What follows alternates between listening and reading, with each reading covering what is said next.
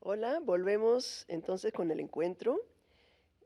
Tuvimos la conferencia inaugural a cargo de la doctora Lynn Brooks. Les quiero recordar que vamos a estar estos 3 días, miércoles, jueves y viernes. El sábado es la función de clausura. Pueden seguirnos estos 3 días y los que puedan venir, los que estén en la Ciudad de México, pueden venir al aula magna para estar aquí en presencial.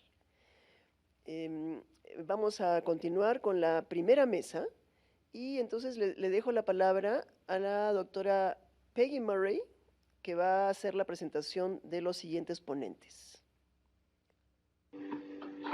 Gracias, Magdalena. Y ahora para la primera mesa tenemos a 4 expertas de la danza y teatro histórico. Ellos van a tocar temas como cómo traer las danzas del pasado a la escena actual y cuál es la importancia de la danza en las puestas en escena. La historia nos informa sobre las danzas del pasado, pero como veremos, la experiencia de reconstruir las danzas y ponerlas en escena nos informa también sobre la historia. Primero tenemos a Carlos Blanco de España, licenciado en psicopedagogía por la Universidad de Zaragoza, becado por el excelentísimo Ayuntamiento de Zaragoza. Cursa estudios de danza histórica en el Reino Unido, con especialización en la Edad Media y Renacimiento, Escuela Danzas, y amplios conocimientos de época isabelina, danza barroca, Escuela Americana de Wendy Hilton, y el siglo XIX. Estudios de danza clásica, danza jazz, danza contemporánea y claque en España y Inglaterra. Su formación complementaria incluye el curso de posgrado en teatro y educación organizado por el Instituto del Teatro de Barcelona, cursos de antropología teatral, los audiovisuales como material pedagógica, la voz en el actor, verso dramático, el eutonía, pilates, matwork y las técnicas de Feldenkrais y Alexander. Veremos la ponencia de Carlos, danza histórica en teatro, cine y televisión, reconstrucción histórica o libertad creativa. Y les hago el recordatorio que pueden poner preguntas en el chat de interfaz. Gracias.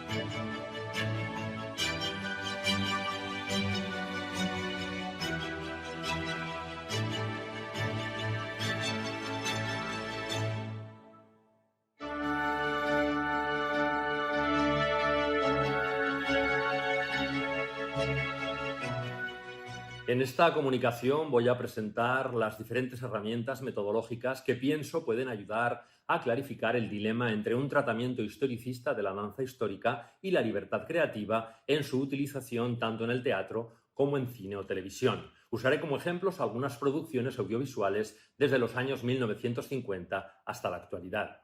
A pesar de que la investigación sobre la danza histórica y sus intentos de reconstrucción se remonta a pioneras en la década de 1950, parece que las artes performativas no se han tomado seriamente la presentación de la danza histórica en sus producciones. Es cierto que hay muchas lagunas en la información que ha llegado hasta nosotros, pero la ingente labor realizada por especialistas de distintos campos, música, danza, literatura, y el rigor de sus planteamientos epistemológicos ha proporcionado ya datos suficientes para poder reconstruir muchas danzas en algunos siglos concretos con suficiente credibilidad coreológica. A diferencia de la actitud del Hollywood de los años 50 y 60 del siglo XX, que recurrió al anacronismo más desvergonzado y a la pura fantasía en las coreografías de sus producciones pretendidamente históricas, la industria audiovisual más moderna suele ser mucho más respetuosa en la presentación de las danzas y bailes que ilustran sus películas o series de televisión. Hollywood coreografiaba con un cierto aroma de época, pero sobre un estilo coreográfico claramente deudor de la década en la que rodaron sus películas. Es comprensible que la falta de información sobre la danza más antigua obligase a los coreógrafos a volver la mirada hacia la iconografía sobreviviente. Dos breves ejemplos que lo ilustran. En la película King of Kings de 1961, la actriz en el papel de Salomé baila una pretendida danza egipcia. Y en Los 10 Mandamientos, la danza de unas jóvenes egipcias es una invención coreográfica basada en representaciones pictóricas y escultóricas del antiguo Egipto. El planteamiento metodológico de usar la iconografía, un arte estático, para tratar de reconstruir un arte dinámico como la danza, es claramente insuficiente.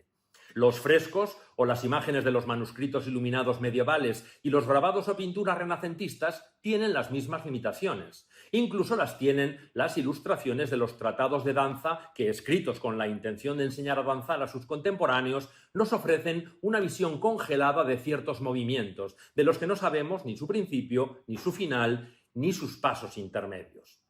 Arbó, Caroso o Negri dan instrucciones con mucho detalle, pero sus grabados por sí mismos apenas aportan datos y muchos de ellos están repetidos sin relación con el texto. Solo con la iconografía como referente no podemos exigir una reconstrucción coreográfica historicista. En este caso, sería aceptable una recreación, pero sí podemos exigir coherencia con la época y la acción en la que se sitúa. La coherencia es una de las herramientas necesarias para reconstruir una danza de siglos pasados con credibilidad. Veamos algunos ejemplos al respecto. En el caso de la película de Zeffirelli, Romeo y Julieta, de 1968, se usa para su puesta en escena información históricamente cierta sobre una de las danzas que aparecen en el film, la morisca. Se sabe que la morisca se bailaba con cascabeles alrededor de la pantorrilla, con un traje característico y la cara pintada. Ese pequeño detalle de coherencia histórica, los cascabeles, es el que selecciona el coreógrafo Alberto Testa para su propuesta coreográfica. Ciertamente la morisca no se menciona en el texto de Shakespeare, pero podría haberse bailado perfectamente en la época en la que se sitúa la acción, aunque hubiera sido más probable cualquier bassa danza o ballo de los que describen en sus escritos Domenico de Piacenza o sus alumnos Guglielmo Hebreo y Cornazzano, sobre todo teniendo en cuenta que la obra del bardo se sitúa en Italia. La danza en estas producciones parecía tener una finalidad decorativa, sin apenas importancia dramática.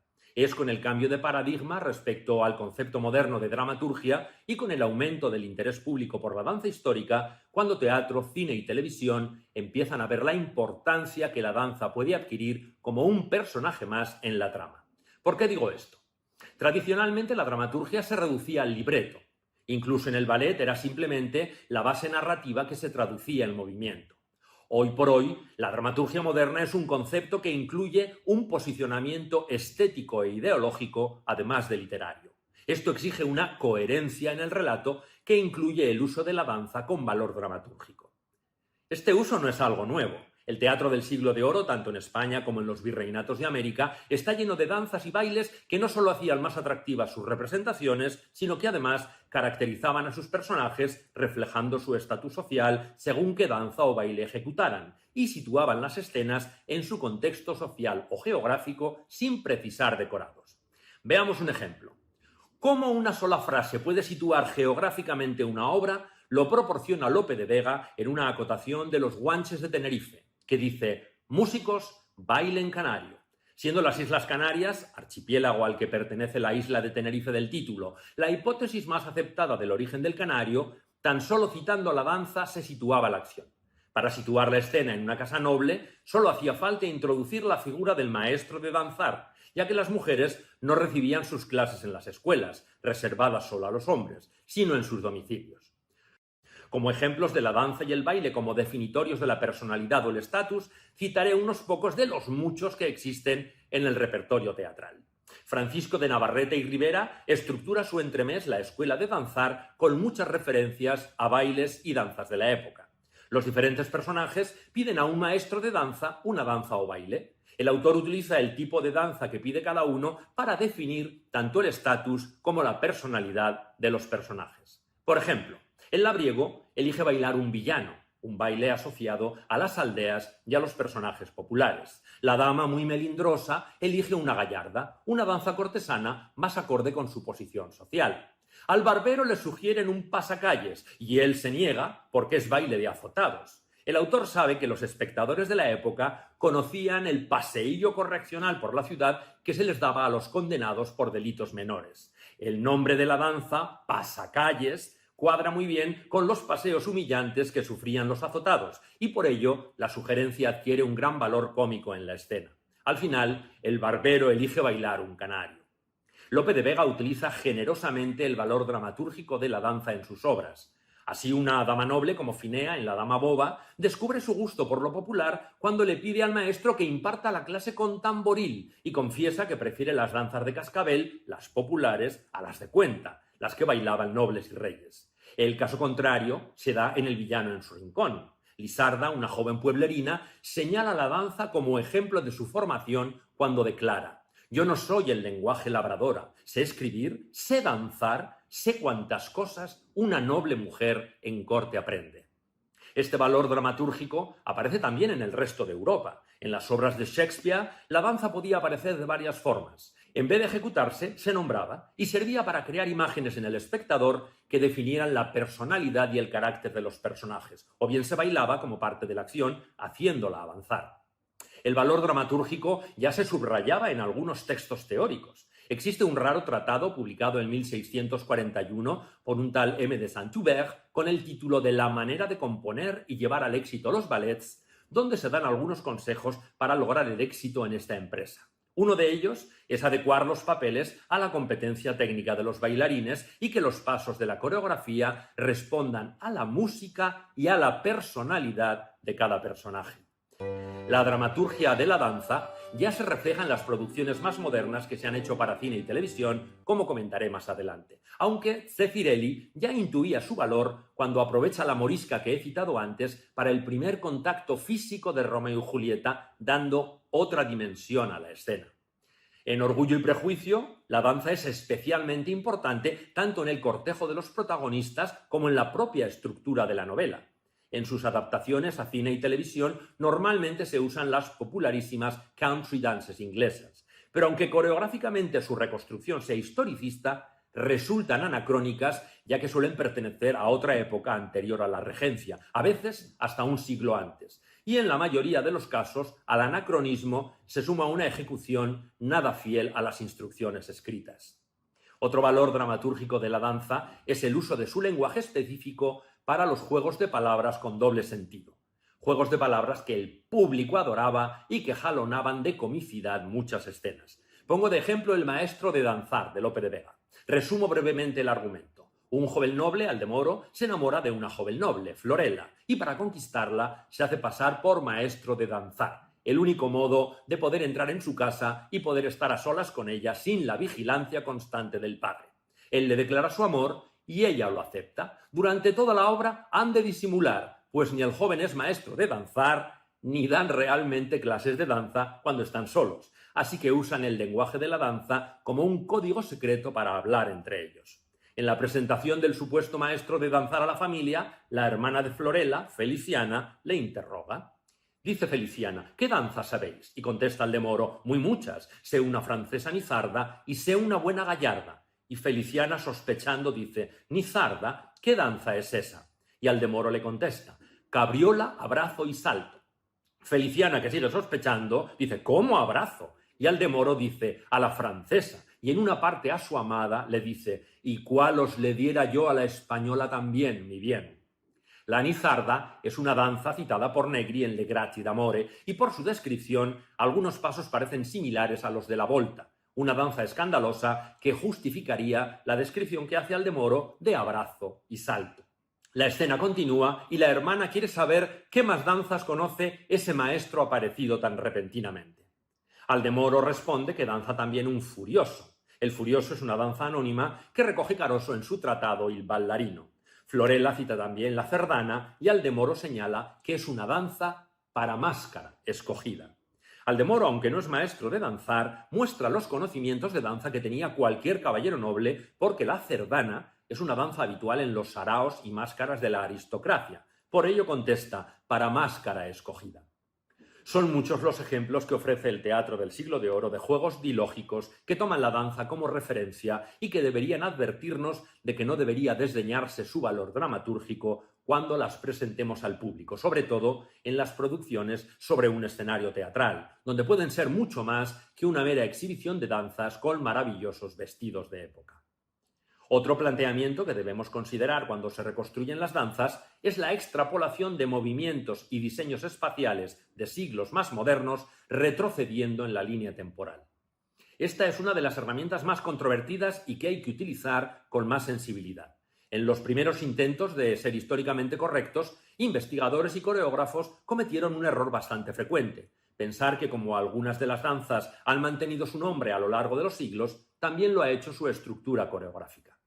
En la extrapolación, el folclore podría ser una gran fuente de información, porque la transmisión de las danzas de generación en generación podría haber mantenido mudanzas y pasos de siglos anteriores, aunque no podemos estar seguros de cuáles de ellos se han mantenido sin variaciones a lo largo del tiempo. Podemos aventurar que las danzas que se ritualizaron son susceptibles de haber mantenido su forma original, al estar relacionadas con un rito particular que acaba siendo transmitido a lo largo de los siglos con mucho más respeto y cuidado que los bailes y danzas simplemente festivos. En España, imagino que también en los países de quienes nos están escuchando, existen danzas rituales o de ceremonia de carácter religioso o civil asociadas a las manifestaciones folclóricas. En España, por ejemplo, la danza de los seises se ejecuta durante las festividades del Corpus y sería el ejemplo más conocido de transmisión de danza ritual religiosa. Como ejemplo de danza ritual civil, tenemos la ejecutada en algunas localidades por los llamados mayordomos o mayorales. Ellos son los encargados de organizar la fiesta local cada año y ejecutan una danza o baile ritual para pasar los poderes a quienes la tendrán que organizar al año siguiente. El ritual va acompañado de una vestimenta específica y tiene lugar en fechas muy concretas. En Aragón recibe el nombre de reinado. Este proceso de rastreo hacia el pasado ha de hacerse con profundos conocimientos de la danza histórica y mucha sensibilidad e intuición. Resumiendo mi exposición sobre el enfoque historicista, podemos concluir que las herramientas para una reconstrucción con rigor serían: uso de la iconografía de la época, recurso muy discutible y de muy poco valor coreológico; conocimiento amplio de la época; por supuesto, los conocimientos sobre la música, el protocolo y la información específica sobre danza son los más importantes; coherencia con la propuesta de movimientos, derivada de esos conocimientos que acabo de citar. ¿Por qué, si se pone mucho cuidado en interpretar la música con instrumentos de época, respetando las partituras originales, y se usa un vestuario fiel a las modas de ese periodo histórico, no se debería tratar con el mismo rigor las coreografías? Valor dramatúrgico de la coreografía, tanto para situar local o geográficamente la acción, como para definir la personalidad o estatus de los personajes. Extrapolación de la información de siglos posteriores con la prevención que ya he comentado. El otro enfoque plantea la pertinencia de la libertad creativa en la reconstrucción de las danzas en las artes escénicas. ¿Hay precedentes históricos de su uso? Al parecer, esta flexibilidad coreográfica ya se daba en el teatro isabelino y en el teatro del siglo de oro español. Los actores bailadores conocían la mayoría de las mudanzas de bailes populares y danzas nobles. Normalmente las adaptaban al pasarlas a los escenarios teatrales. En Con su pan se lo coma, a pesar de tratarse de personajes de condición humilde, pastores y vaqueros, Lope de Vega les hace danzar una gallarda. Los versos dicen: a danzar salen gallarda la bella Inarda y Fineo, y aunque fuera diferente, fuera gallarda en bellos. Este "y aunque fuera diferente" bien pudiera significar que era una versión popular o teatral de la gallarda bailada en la corte. En algunas obras la acotación del autor solo señala que los actores harán las mudanzas que quisieren, o también que harán unas pocas mudanzas de tal o cual baile o danza. En películas y series más actuales encontramos también muchos ejemplos de esta flexibilidad en el tratamiento de la danza, unos con más fortuna que otros. Un ejemplo muy conocido es la volta que baila la reina Isabel I en la película homónima.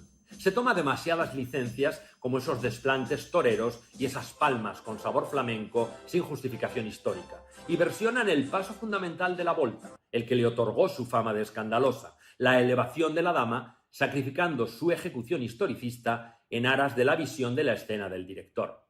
En la versión de Orgullo y Prejuicio de 2005 hay varios errores históricos. En las escenas de danza mezclan el diálogo con las mudanzas. Error, ya que solo se hablaba en los minutos de espera para volver a entrar en la línea de la danza.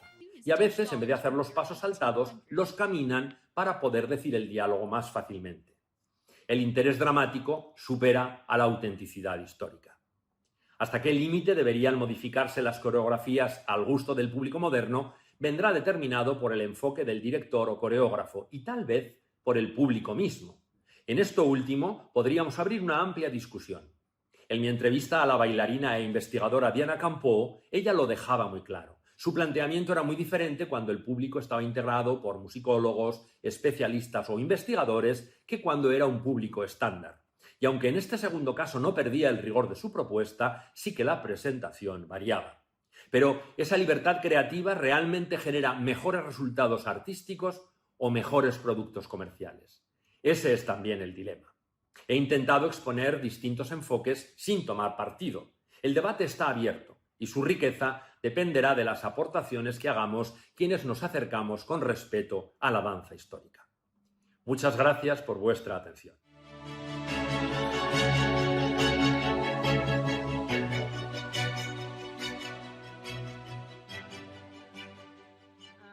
Iconografía, conocer la época, coherencia, dramaturgia, extrapolación. Mucha información de práctica y también información teórica. Y a continuación tenemos una entrevista en inglés. Encontrarás la traducción en el programa con enlaces en la página Facebook de Danzas del Pasado, y tenemos a Lieven Bert de Bélgica para esto. Es coreógrafo profesional, profesor de danza, intérprete y director de teatro. Como director del Instituto de la Danza Histórica en Gante, Bélgica, organizó dos importantes simposios sobre danza temprana en 1985 y 2000, junto con la Universidad de Cambridge, Estocolmo y Gante.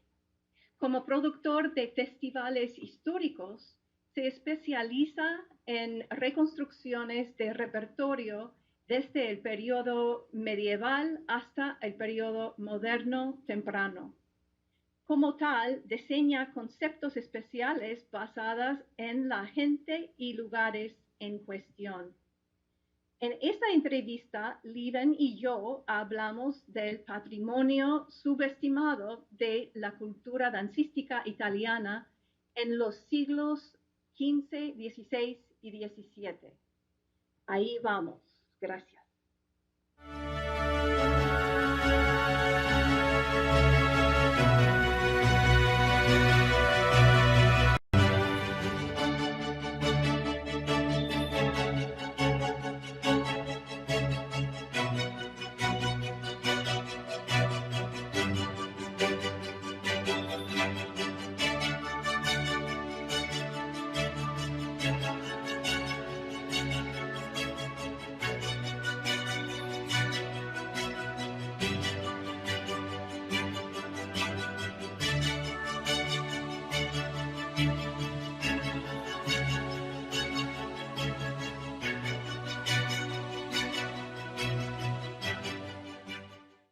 I'm here now with Lieven Baert, who began his career as an actor and dancer in 1980.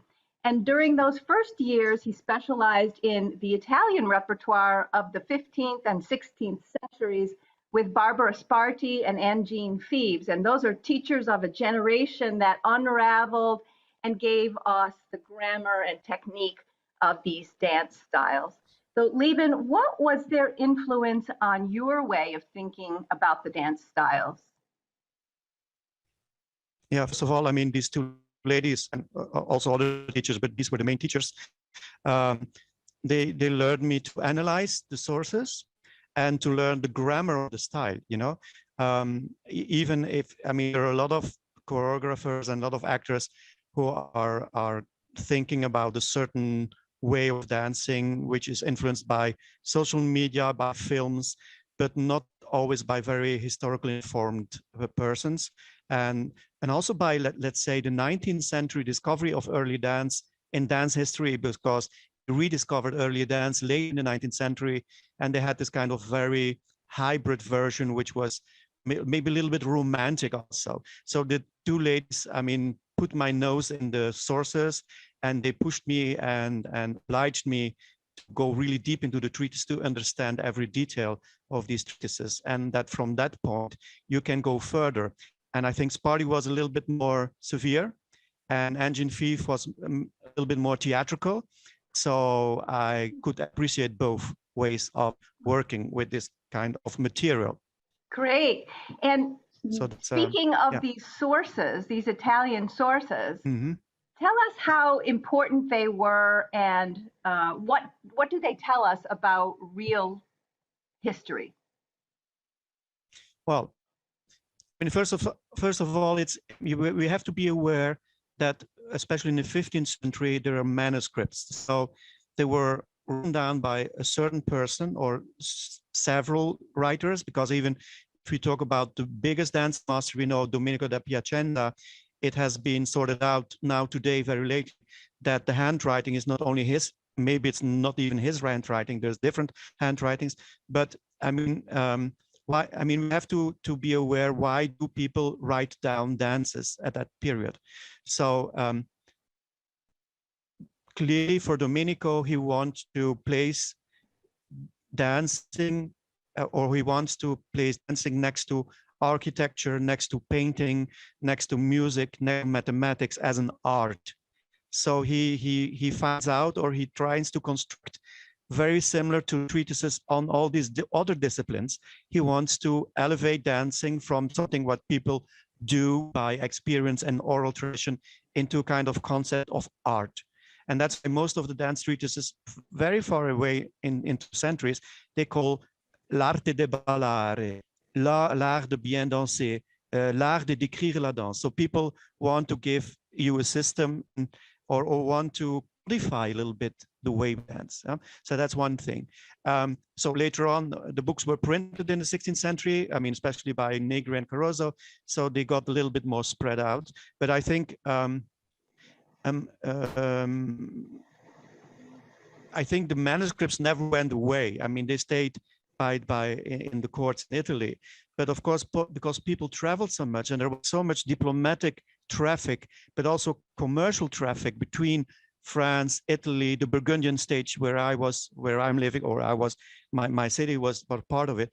I mean, there was so much more intercommunication between each other that I'm sure that the Italian boys, and especially the boys who went to Burgundy to have a kind of education at the Burgundian court, picked up the French style, but that the French also picked up the Italian style, and vice versa. And of course, I mean, because I'm getting into your second question a little bit, but if you see in the 16th century, I just have read something. In fact, I knew that I mean, 100% of dancing masters in France at the Valois court, but in the whole state or the whole country, were 100% Italians, and that 76% were Italian violinists.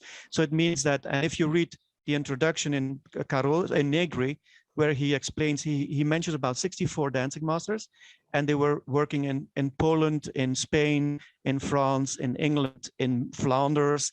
So I mean, the style they promoted, especially in the 16th century, was really, really, really, really appreciated by the, let's say, the international European court life. And don't forget not only the court life, but also high bourgeoisie, because we always forget that the high bourgeoisie is also they had, well, they would try maybe to imitate, but they were part of a kind of very high social level of in the society, and also copied the dances which were in fashion. So what do you think was so attractive about Italian dance that people wanted to emulate it in different parts of Europe? Okay, I mean, I just because the question I got a little booked, so I could. I mean, it's of course difficult to say, because I mean I cannot judge myself because I haven't been living at that moment. But there's somebody writing, and although it's a little bit later, that there is a man, and he's called Pier Jacopo Martello. It's a little bit later. It's in 1700. He writes that there is a big difference between the Frenchman and the Italians dancing, and he says the Italians quivers in the air and their cuts most nimble caprioles. He lands on his toes very lightly and barely touching the floor. He reascends like a partridge which soars straight up in its short flight from the ground. So it reminds me, I mean, if I'm reading all the nice 16th century treatises from the Italians, I mean, let's say that the Galliard, which is a type of hopping dance or springing dance, is very well known. And at that period, it was one of the most beloved dances. And I think we can call it, I mean, even for 15th century, I think it's a very male, very extrovert male technique, what these styles are giving us. Yeah. And although the female part, I mean, Caroso says, if the female can do the Galliard as the man, she can mirror him and do the same thing. Of course, the costume is a little bit difficult to do high leaps or high legs or tour en l'air or cabrioles, but I'm quite sure they did it. In the 15th century, Domenico says that the lively piva style is maybe not very suited to ladies, but if you read his choreographies, almost in every balletto there is piva, so everybody loved it. So I think what's very, to my opinion, very, very nice for, let's say, foreign public is first let's say the quite masculine, vigorous style of dancing, and also, which is very important for the development in the dance history later, is the difference in rhythm and tempo, even in one dance, that you sometimes, like in the 15th century balletti, you go from bassa danza into quadernaria into saltarella and piva in 7, 8, 10 seconds. So you have a kind of suite, which is of course not proper word, because suite is something we know is Baroque. But the same thing happens in the 16th century dances, where you have, if you have a full balletto like Celeste Giglio or Barriere, no, well, also Barriera, I mean, you have Pavana, and then you have Yarda, then you come in Saltrello, and then you end up in Canario. So it's this quick change and the vividness, you know, of these ballettos, which you sometimes find back later on in Baroque dances, where you have a kind of little suite of starting with the sarabande and go in a bourrée and end in a jig or a rigodon, whatever. So I think we cannot misunderstand the influence of this, because if you know that in the 16th century, like I said before, all the musicians were in France, for instance, Italians, and then Caterina de' Medici brought all these influence of Italy, and then later on, Belgioioso, yeah, Bourgeois, who did the first ballet de cour in France, or later in the 17th century, Lully was an Italian. Right. You know, he must have known. I don't say he has had the treatises of these people in his hands, but he must have a lot of experience with seeing Italians dancing and performing at courts. Right. And I think they absorbed, or they knew the style very well, and the style was very appreciated.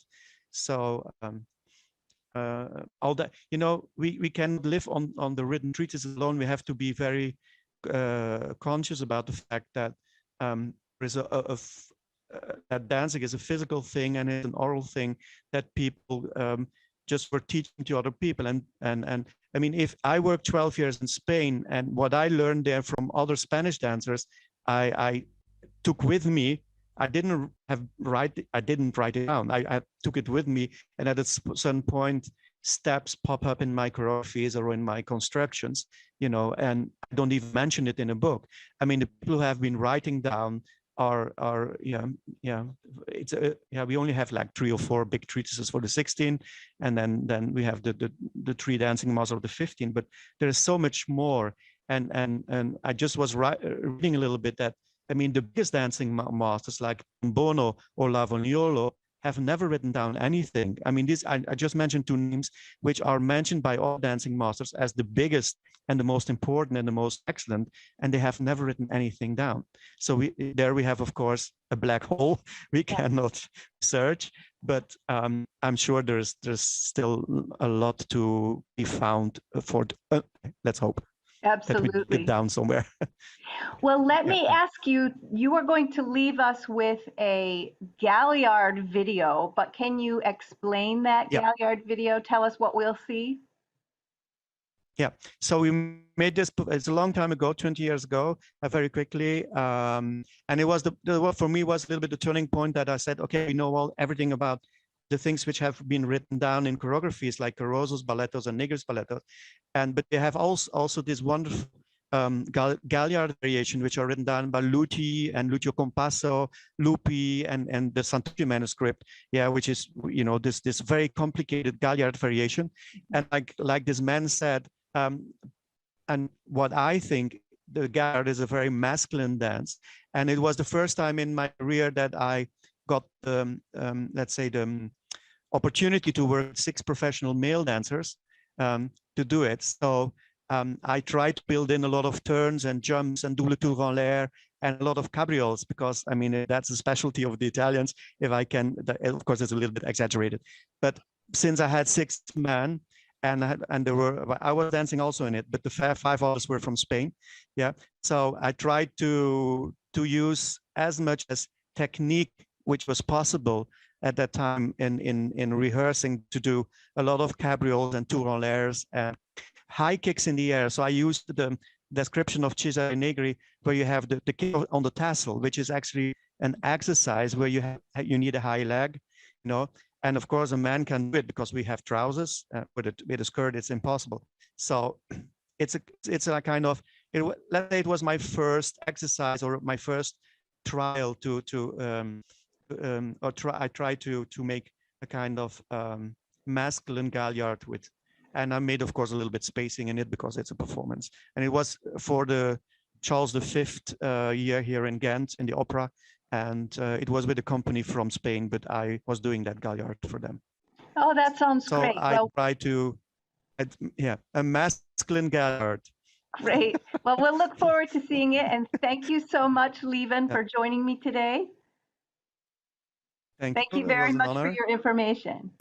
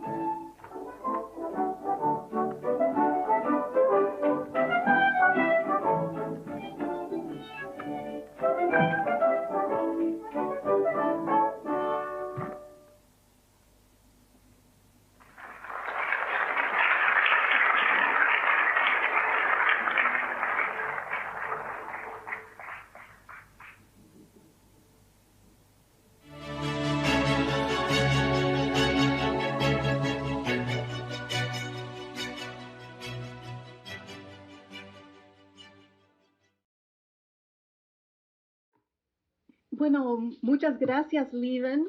Y aunque este video, porque es viejo, no es súper claro, creo que es una buena muestra de lo que estabas explicando, masculino y vigoroso, ¿no? Thank you, Liven, for that. Although the video isn't really clear, I think it shows exactly what you described as being a really vigorous and masculine galliard.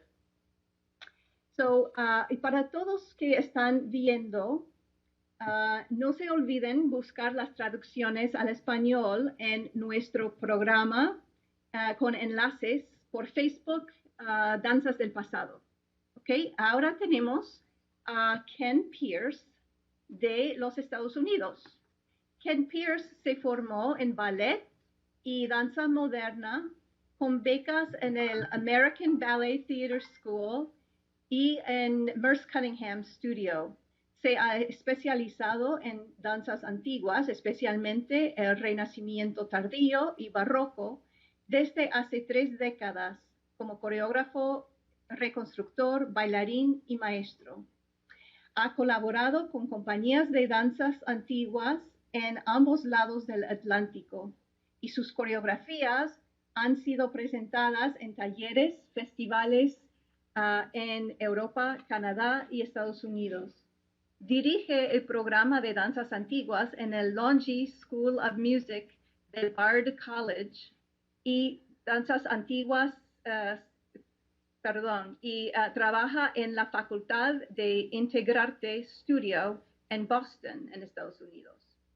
Ken también, aunque no lo dice aquí, trabajó mucho con entender y reconstruir el sistema de notación Favier que aparece en la partitura del entretenimiento de Versalles, Le Mariage de la Grosse Cato, sobre qué va a hablar.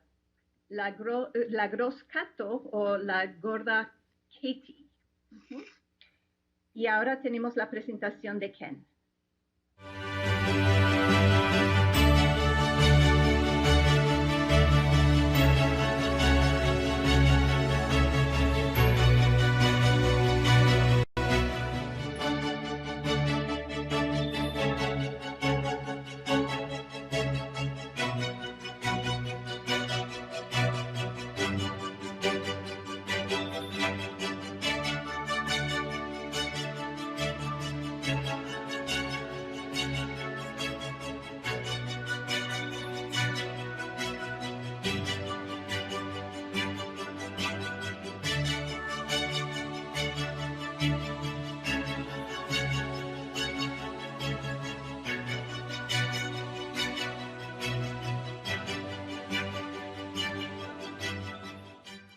First of all, I'd like to offer my thanks to the conference organizers and to the National Center of the Arts for inviting me to participate in this year's conference. I've been asked to speak about the ways in which dance can aid narrative in theater and opera, with a particular focus on the dances and staging in the comic masquerade Le Mariage de la Grosse Catos, which dates from around 1688. And the score gives an alternate title, La Noce de la Couture. La Couture is the bridegroom in this piece. The title of my talk is drawn from that work in which the bride and groom sing J'aime la panse, j'aime la danse. I'll have more to say about that song later. For now, I'll just give a definition of panse, or its English equivalent, paunch. It means a large or protruding belly. And the Spanish, as I understand it, is roughly the same, panza. I considered other titles for this talk. Musical theater at the court of Louis XIV, or dance and drama in French Baroque opera. But those titles have already been taken. That is to say that Rebecca Harris Warwick and Carol Marsh have already said or written anything that I could possibly say today. All I can do is to summarize and to hope that I don't get too much wrong.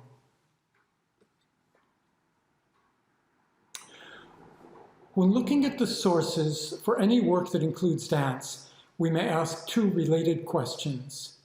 First of all, what additional information about a piece can we gain from the dance notations or from other information in the sources? For Le Mariage de la Grosse Catos, we are extremely fortunate to have not only a score with text, but also dance notation that shows some of the staging and almost all of the dances. Second question, how do the dances contribute to the narrative? In particular, how do they contribute even if they are not narrative dances? As you probably know, Noverre complained about symmetrical dances with recycled steps, and he said about creating dances that tell stories. But even abstract symmetrical dances can have an important function in moving a narrative along or in emphasizing certain aspects of it.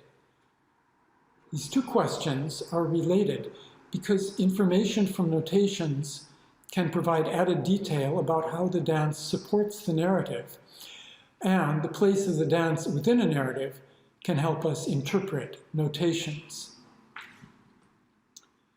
Let's look at the Catos dances in order. The Catos dances. First dance is the opening pavane, or marche. It serves the very practical purpose of getting everyone on stage, dancers, singers, and the oboe band. The dance serves as a transition from the real world, or anyway, from the world of the French court, to the world of Catos. The pavane is played twice to allow everyone to enter, and once more to introduce the dancers and move them into place for what follows.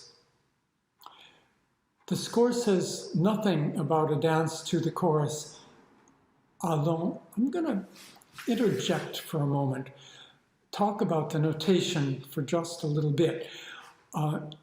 It shows frame by frame, it's sort of a top-down view of the stage. So you can see a group of people entering upstage right, first frame, and they keep there. If you read across frame by frame, it looks like measures, but it's actually little mini maps of the stage. The whole processional moves downstage and then across and then upstage and circles around and ends center stage. And then it moves to a different, more detailed type of dance notation that actually begins with the dancers off to stage left. So somehow there's a shift that happens that's not recorded, but then it goes into a more detailed notation for the 8 dancers to the same music. All right, so that's those 2 slides. The next slide is the chorus, Allons accourons tous. The score says nothing about a dance to the chorus, Allons accourons tous, but the dance is shown in Favier's notation. The chorus with the dance is a send-up of conventions of anticipation and raised expectations. We can compare it with Lully's Attis, in which the first act begins, Allons accourir tous, si belle va descendre. That is to say, let's go, run everybody, si belle is going to descend. That is, she'll come down from the heavens. Basically, the entire act is spent waiting for Cybele to appear. How does the Allons dance in Catos aid the narrative? Well, it emphasizes and illustrates the text. The dancers don't actually run, but they perform quick pas de bourrée on the Allons portion of the text. And then they hold still for the punchline. Catos is going to get married. The dance and the chorus both poke fun at the convention, confirming that this is to be a comic piece, but they also use the convention to stretch out the wait before our heroine, Catos, finally sings and makes her wishes known. That is, her head hurts from all the singing, she's hungry, and she wants to eat. So then there's a scene in which Harlequin and Metzotin attempt to dupe La Couture into offering them food and drink, inviting them to the wedding. After that scene, the story returns to the wedding celebration, in which one of the guests accuses another of being a freeloader. And they go back and forth, and the fight shows signs of getting out of hand. but the arrival of the dancers puts a stop to it. One of the dancers, or a dame dragonde, comes in and says, you know, get out of the way, we're going to dance here. So this first entrée is for the garçons et filles de la noce, guests who might be expected to dance at a wedding celebration. The dances, an entrée for the garçons de la noce, there it is, an entrée for the filles de la noce, next slide, and a minuet for the four of them. These dances serve several purposes. They advance the narrative by putting an end to the fighting. And then they extend that moment in the story in a way that's appropriate both to a village wedding, where the guests would dance with one another, and to a ballet or opera, which would include dances as part of any divertissement. The dances advance, then retard the narrative, while forming an important part of the entertainment. Let me add, this minuet, the rhythm of the minuet is something that we find in other pieces. We find it in Atis, I think it's Act 4, que l'on chante, que l'on danse. We find it in a piece by Charpentier. Actually, that's not true. I don't think the Charpentier is correct. But we find it in Dido, Dido and Aeneas, fear no danger to ensue. And from Catos, we have from this dance notation, we have a different minuet step that fits this rhythm. So here's a case where the dance notation actually extends our knowledge not only of what goes on in Catos, but also in Dido, also in Atis, probably in other operas that I don't know about or have forgotten about. Anyway, after this first entrée, after the minuet for four, the happy moment continues with a chorus. Dans ce grand jour, unissons-nous, let us unite on this grand day, this great day. There's a slide. In a Lullian opera, such a chorus would be followed by some sinister plot twist, the appearance of a rival, an ill omen, or the like. In Catos, it's followed by the wedding couple singing about the good things in life, la panse and la danse, which have occupied them thus far. But their duet introduces a new element. They sing j'aime la panse, j'aime la danse, et toujours le bon vin dissipe mon chagrin. And wine always makes me feel better. Metaphorically speaking, Bacchus has joined the party. In the score, the chorus that follows expresses a more general party mood. Passons toujours la vie sans trouble et sans envie. May we always live without care or trouble. The second entrée sort of extends the narrative. It begins with a dance for two drunken men who are clearly free of care or trouble. And I'd like to show a short bit of that. It's a send-up of the heroic style entrée grave found in Lullian operas, with intricate beats and turns juxtaposed with a section of wandering around the stage, narrowly avoiding collision. The dance serves to pause the narrative and to entertain the audience with a picture of wine's effects.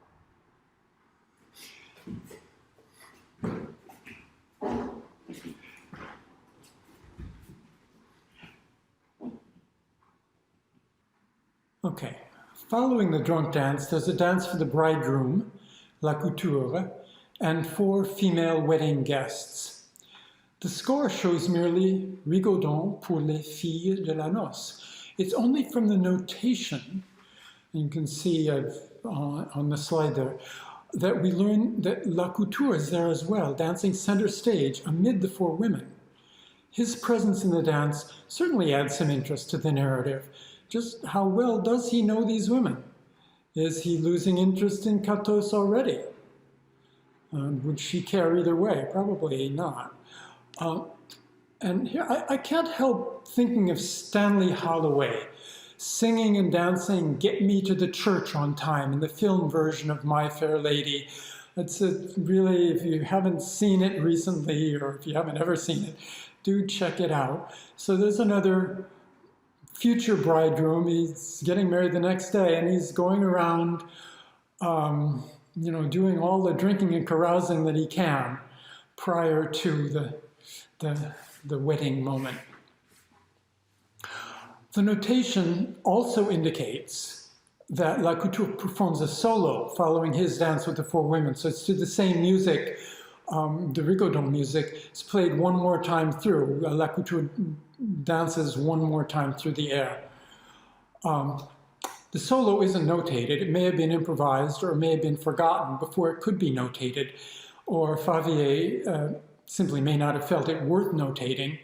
He didn't notate any solos using his systeme for whatever reason. But in any case, the solo adds further interest to the character of La Couture and further extends the narrative of carefree pleasures. Following his solo, La Couture takes the lead in a dance for him and the 8 dancers circling around the oboe band and then splitting into symmetrical patterns as La Couture heads to his place upstage center. As with the rigodon, the score offers no indication that La Couture takes part in the dance, the musical score that is, or that the entire piece is played through twice, once with La Couture leading and then again for just the 8 dancers. On the slide, you can see the path that the passe-pied takes winding around, and then it shows La Couture sort of disengaging himself from the symmetrical figure that the 8 dancers make. In the score, the musical score, the passe-pied is followed immediately by La Couture saying, "Okay, that's enough, it's time for bed." But the dance notation shows something else, something better. A dance to the chorus, Passons toujours la vie, presumably a reprise of that chorus, since it occurred earlier and it occurred at a good place. So I think it makes sense just to have it be a reprise. There's a slide there you can look at. This makes good sense for the narrative. La Couture has had his time to dance and to show off, and now there's a general celebration and a reminder of the good things in life before La Couture and Catos take to their nuptial bed. The evidence from the notation of the score is somewhat contradictory or confusing, but at the end of the dance to Passons, the notation clearly shows a single singer advancing. And surely this is La Couture moving forward to say, okay, enough. And there it is on the slide.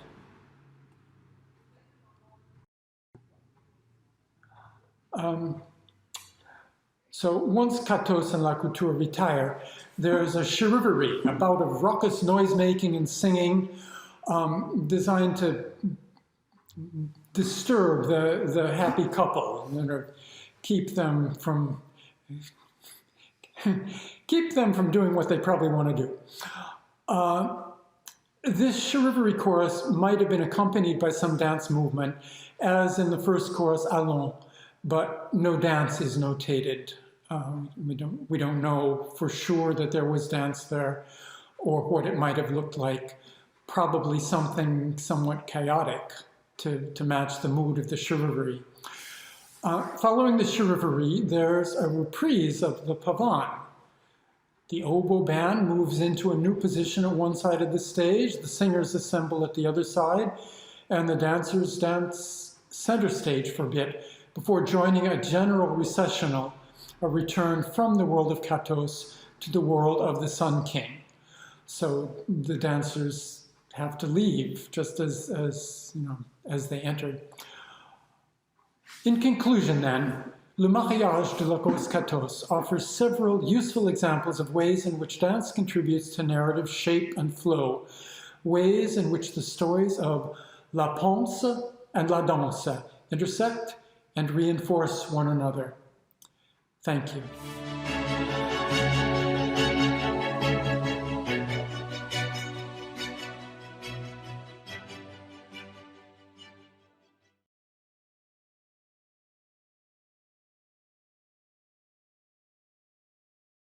Ken esta pieza parece un buen ejemplo de múltiples funciones de la danza. Thank you very much, Ken. And this piece just seems like such a perfect example of dance's multiple functions. Adding comedy is only one of them, right? No se olviden, si se puede poner preguntas en el chat de interfaz. Y a continuación, tenemos una entrevista con Catherine Tarosi, también de Estados Unidos. Catherine Tarosi, reconocida como una de las principales coreógrafas y directoras escénicas de la interpretación del periodo barroco, con más de 70 óperas barrocas en su haber, ha sido condecorada por la República Francesa como Chevalier en la Orden de las Artes y las Letras. Después de mudarse a Nueva York en 1976, cofundó the New York Baroque Dance Company con Anne Jacoby. Sus estudios en danza histórica comenzaron en Ohio State University con Shirley Wynn, donde ella y Anne bailaron en el Baroque Dance Ensemble. La formación de artistas profesionales es una parte importante del trabajo de la maestra Tarosi con New York Baroque Dance Company.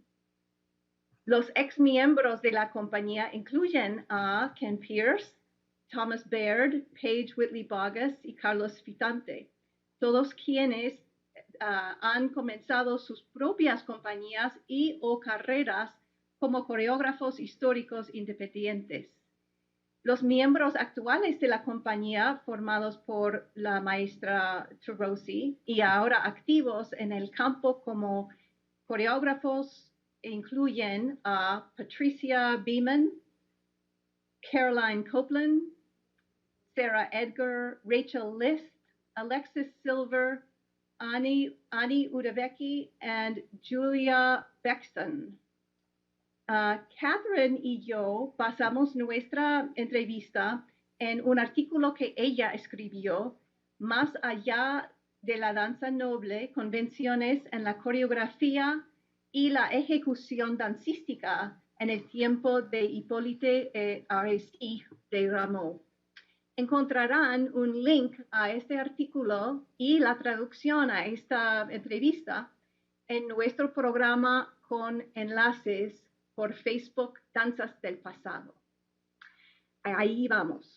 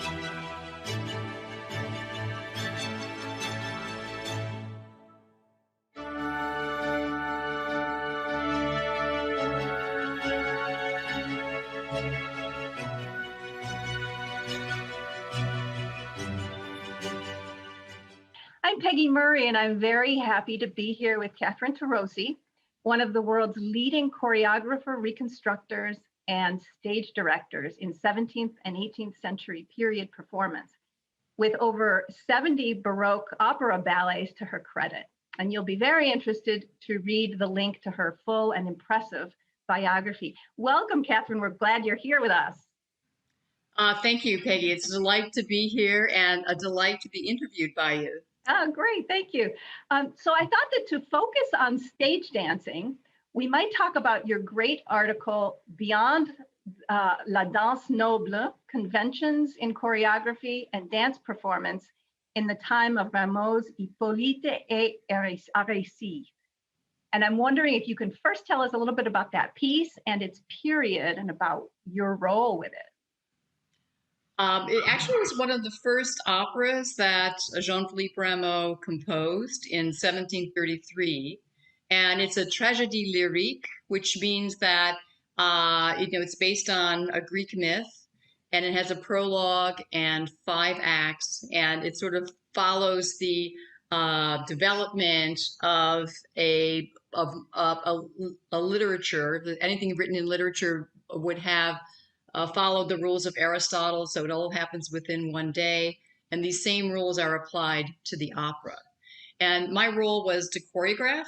So the first time I came up with this opera challenge was in, I guess it was 1983, and Pierluigi Pizzi was the stage director.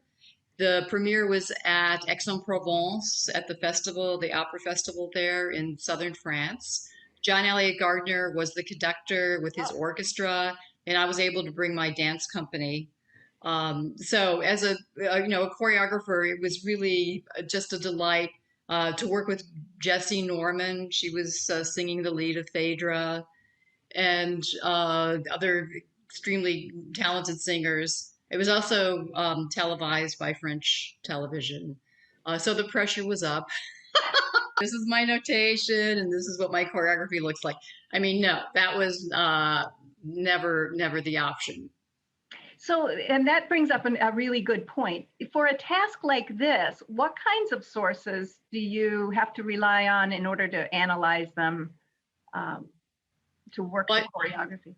Yeah, I think the main point is to understand that this is a theatrical production, and you have to put it in the context, the social and philosophical context of the period.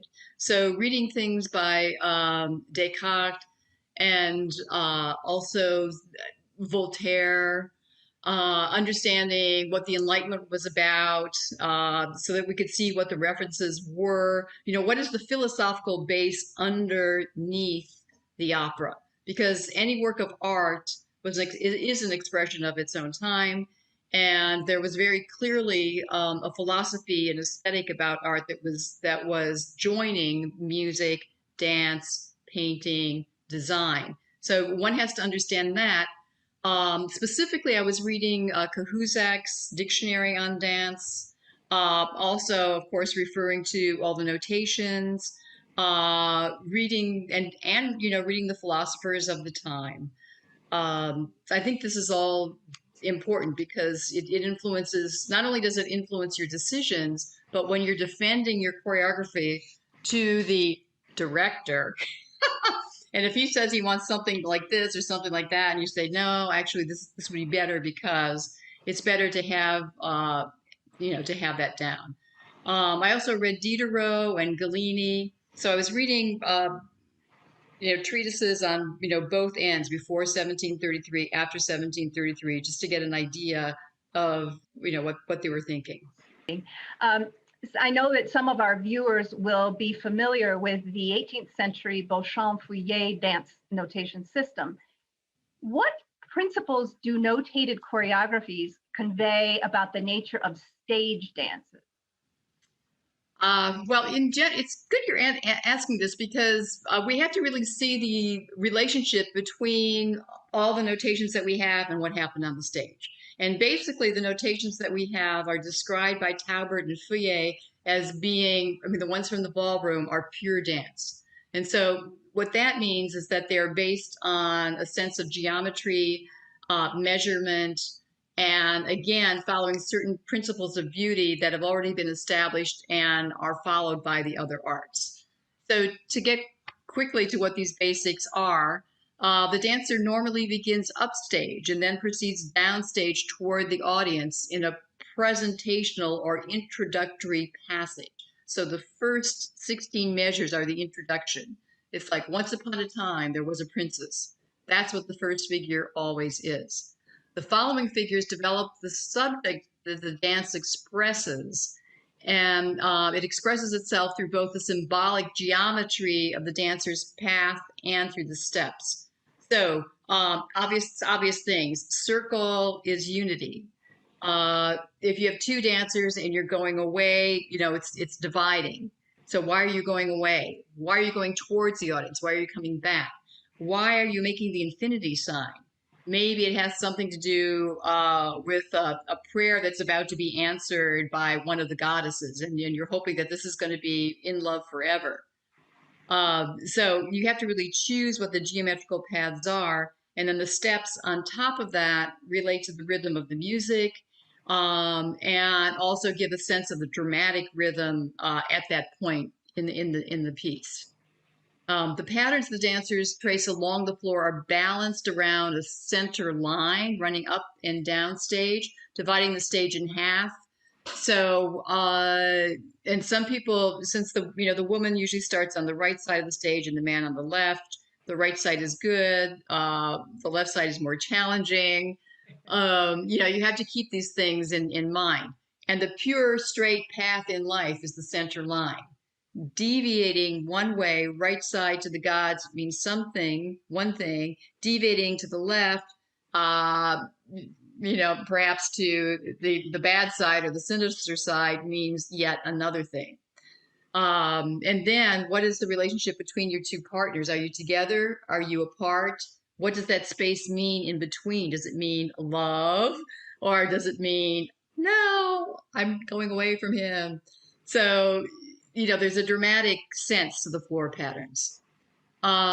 With a dance other than a solo, both mere symmetry and irregular symmetry keep the dancers in a geometrical pattern filled with inner tensions.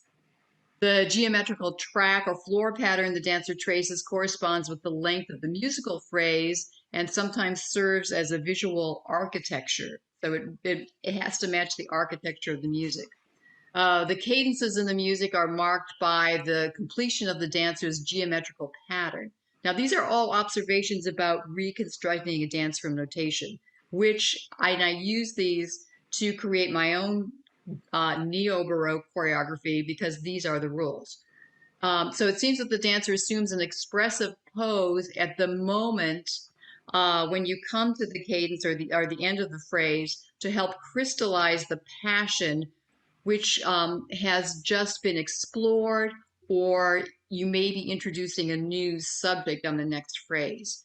So the ends of the music, are you going back to repeat of the A? In which case it's like, I'm so happy, this is a great dance, and I'm going to do it again. Or are you doing something like, yes, this has been a struggle, but maybe there's hope. Yeah. And so then it's not about this, but that's going on to the B, because the B section is usually the more sort of intellectual or heartfelt part of it. And I think you can also think of these dances in terms of choreography as being related to either a recit or an aria. So some dances are more like a recit in the sense that they're like telling what's going on, where are we? And then others are more reflective, like an aria would be. And this is what I mean when there's a correspondence in compositionally between the dance and the music. They're both telling the same story. They're both using the same tools, but one is listening through the ear and the other is, through the visual presence. Wow. Last point. The dance closes with the leave taking of the audience as the dancer retreats up stage center, ending where the dance began. So it's a complete statement. And if it doesn't, then it might be interrupted. Like sometimes Rameau will interrupt something. Then the audience really feels jarred because that hasn't really happened before. Right. No sense of closure. Right. Yeah. Interesting. So I'm intrigued by what you have learned about dance by physically putting dances on period stages. I wonder if you could talk a little bit about working on a raked stage. I did have the opportunity to dance in Drottningholm, and also there was another Royal Theatre in Copenhagen, which I had a chance to dance in, and also in Spoleto. So the one in Spoleto and in Copenhagen were small stages, meaning seriously maybe 20 feet deep. I mean, that's pretty small. One in Drottningholm, it had to be, you know, if you went all the way to the back, it must have been about 60 feet deep. So the ones that are designed for opera, first of all, they have a rake stage. So physically, you have to deal with, you know, the rake up. That's why we have the terms upstage and downstage. So going uphill, dancing uphill takes more of an effort. Going downhill is fun and free. So the effect that one has, think of running downhill, how you feel, you know, kind of giddy, you know, gravity is with you. It's great. Think of a lot of horses galloping down the hill. You know, if you're watching them, it's like, oh my God, what's happening? If that hill was flat, it would just be, oh, I guess they're coming towards us. But this has a sense of danger to it and a sense of effort. So the other thing is that in the stage, you know, you have the backdrop, you have the perspective, and the dancer might enter here, and they look in relationship to the you know, the stage. They look like they're coming from a place. This is their home. And then as they come down and get closer to you, they get bigger. And so when they're bigger here, this is like much more, it's a stronger statement. When they retreat, you really feel that they're retreating back into where they came from. You know, maybe they came from Venus, the planet Venus, who knows? But you do have that effect as well. Also, as a dancer, when you're leaping downstage, your leaps are higher and you get more beats because the floor leaves you. And another thing that we don't normally think of, which is if you have like a flat surface like this, and let's say that here's the wall, that's the backstage, but now we're working with the rake stage, and you can see how the pen sort of leaves space between here and here, but I haven't moved the point over there. So basically this is a longer line, that's what I'm trying to get at. Right. So you actually have more to say when you have a rake stage. Yeah, so I learned that. I also learned that, you know, very effective to have a machine coming down, all the people in front, that it really creates another sense of what's outside our bubble that we can't see. Oh my God, look at this. Here come one of the gods. And then reacting to that has a certain strength. Oh, I guess the other thing I should say is that because the stage sets, they're wider here, and then because of the perspective, they get a little closer as you go upstage. So you can't really choreograph, you know, on a square. You have to do, you know, you have to understand that it's going to be a little bit more like that in terms of your space. So when you're doing group works that have, you know, a dance for 9, for instance, the ballet for 9. Interesting enough, that's why it's always in a V, right? Well, just even looking at this. Right. Can you see that notation there? Yeah, so you understand a little bit more about why, you know, why they would have to use that shape. Let me ask you another thing along the lines of learning by doing. Can you talk a little bit about the use of masks in theater? What were the conventions, but also what have you learned about dance by using them? The mask. One of the treatises I was reading was it was a singing treatise, and the man who was talking to the singers. This is from the 18th century, and he was saying that even though we don't wear the masks today, we have to have the knowledge of the mask. And I read that at the beginning of my career, and I thought, oh my God, what does that mean? And it is profound. It is profound. So the masks at that time were designed specifically for the dancers. So this is from Jane Stein. She's our mask maker, and she took this off of a mold of my face, and she made one side. I was working with the idea of changing sexes and changing, you know, stages of life because I was doing Les Caractères de la Danse. So this is the more female side. This is the more male side. Younger side, older side. More optimistic. This eye goes up. This one goes down. This is, I don't know if you can see it, but there's like a fuller cheek here and a shallower cheek over here. Even the nostrils. Look at that. One flared, one not. And when you have the mask away, I mean, it still looks like an integrated face, but it has all those details, and you can play with that. And you're probably going to say, well, why don't you play with it on your own face? Well, you can't. You should, because what you should be doing if you're not having a mask is you should feel that you're changing masks with the expression on your face. But the main thing is that the mask allows me to understand that the audience is reading my entire body, just like they would with a puppet. If you see a puppet in a puppet show, you read the gestures, the placement, because you know the face isn't going to change. But the attitudes of the body and the gestures become very important. And the art at that time was all about the attitudes of the body and gesture. And if you want to understand that, you need to wear the mask. So let me just put the mask on. And I think what I'll do is let me try it both without the mask and with the mask. So, so here I'm just thinking that I'm a young shepherdess. Why not? They're always around. And I'm just looking, looking at the grass and thinking, I think I can find this flower. Yes, it's there. So once more, it's just giving the idea of being that young person here, because I know I have to repeat it with the mask. So the young person here, the shepherdess, and I'm going through, looking, trying to find flowers on the tree. No, it's right there. Okay. So let me just try it with the mask, and of course, without talking, and we'll see what happens.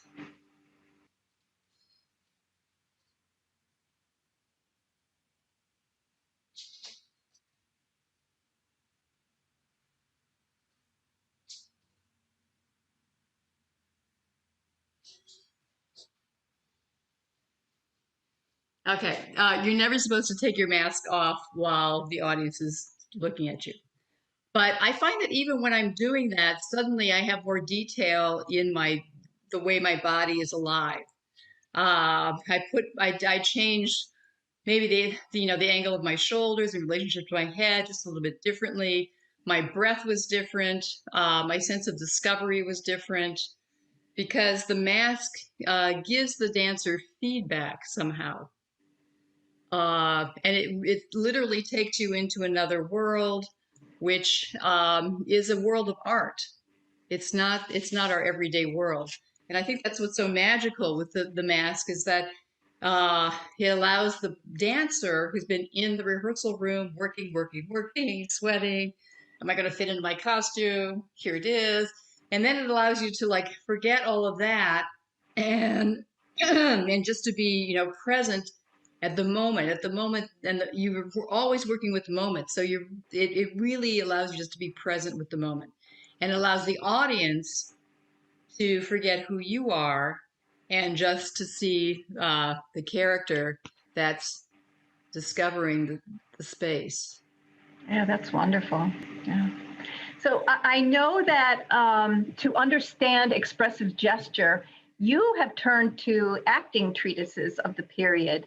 Could you just say a few words about how does this inform expressivity in dancing? I can. Believe it or not, this book was in use in colleges up to about 1933 in the United States. It's written in English. Published originally in 1806, but it was at the end of the Reverend Gilbert Austin's life, so it sort of reflects the last half of the 18th century. But in talking to people like Dean Barnett when he was still alive, it was his opinion that there was almost an uninterrupted use of acting technique from the 17th century all the way up through early 20th century. And that, what changed about it was there were stylistic changes, but the basics did not change. So yes, when you're reading the list of the performers in the publications of the scores, like the opera scores, for instance, Hippolyte REC. They list everybody as the actors, and they have the singing actors and they have the dancing actors. So it means you're all performers, you're all actors. So you have to be following these rules. And it's even Menestrier and I think Galini as well, both, Menestrier from the 17th century, Galini from the 18th, say that you have to follow the rules of oratory. And even Pauli in his book, The Elements, talks about the same thing. So it's not just in one book. One of the experiments I did with the Chironomia was to, in that particular book, there's a notation that he created for actors, and then it's, the miser is the poem. And so I looked at the different poses that he had, and I sort of reflected, like, how would you take that pose into movement? Because they talk about the arts as being based on certain principles, and that every art form follows that. So if I'm doing a storytelling and I'm the miser, I would say, the wind was high, the window shakes, with sudden start, the miser wakes. Now, I'm not going to go through the whole thing, I'll just go through that. So what would you put in that if you were putting in a dance step? So a dance step that doesn't move very much would be a temps de courant, temps de courant, temps de courant, for the first two ideas. The wind was high, the window shakes. And then he said, with sudden start, the miser wakes, and he went backwards. So if I had a dance step that went backwards, what would that be? Well, let's just take a sort of a retreat, pretty much a retreat. And then I started thinking, well, if this is the basis that the Reverend Gilbert Austin is using, it's got to be very like ABC. So let me find a dance that's also very ABC, something that's like set in the sense of this is the first variation, or this is the theme, and these are the variations that come after. And so I thought, aha, why don't I try the Folie d'Espagne? So I tried putting that choreography with the going forwards and backs that are in the notation. So that choreography happens to go temps de courant, step back into fifth, and another temps de courant. And then, of course, it goes sideways, and actually the miser goes sideways as well. The wind was high, the window shakes, with sudden start the miser wakes. Along the silent room he stalks. Anyway, I just kept finding a correspondence as I went through this. And not only was there a correspondence, but I also found how much time do you spend in a measure of literature, poetry, dance, or music? How long do you keep that statement before you change it? So that was also very, very helpful. So it was proportion, and it was moving in space that helped, and also it was like the attitudes of the body. And in these acting treatises, there's a discussion about gesture and attitude, and basically they talk about you use expressive gesture, and many gestures are used to arrive at an attitude. And when you're at the attitude, maybe you pause there. That's like the punctuation. But it's all these infinitesimal gestures that make up the attitude. So the relationship between gesture and attitude is gestures arrive at the attitude. That's like the pause and the picture, the emotion. And then you use different kinds of gestures to get from that to the next attitude. So you're always working with timing, accenting, the way you're presenting it. And it does help to work with actors. I mean, I did study with serious actors, also comic actors, just taking a workshop here and there to understand how their impulses are so different from dancing impulses. And some dances are danced with the dance movement, and other dances that are more dramatic might be the actor body with those timings struggling within that music. It's life's work. Yes, I guess. Well, thank you so much, Catherine. I think this gives us a lot to think about with regard to historical dance on the stage. And to sum up, there's a great line from your article, and I wonder if you would be so kind as to read it for us, just to finish. I'd be delighted. Thank you. Exploring the concrete evidence of the dance notation and treatises published in period works, and understanding the different genres of dance and their use in staged works, and gaining a physical knowledge of the acting technique and its application to dance, all aid toward illuminating the nature of 18th century dance. Wonderful. Thank you so much.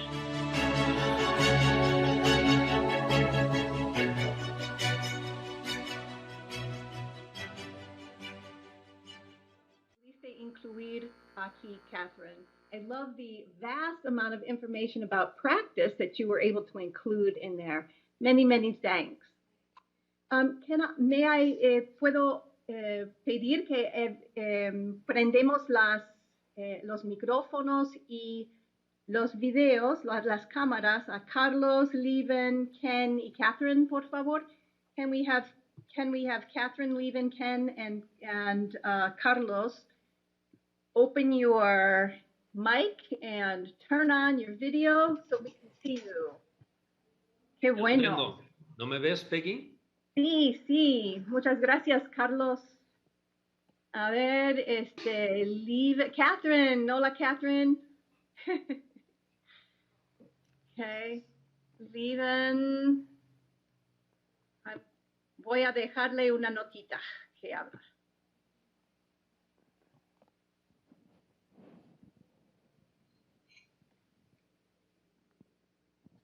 Can you hear me? I can hear you, Leven, but we can't see you. Yeah, well, I'm still trying. I mean, I couldn't see anything.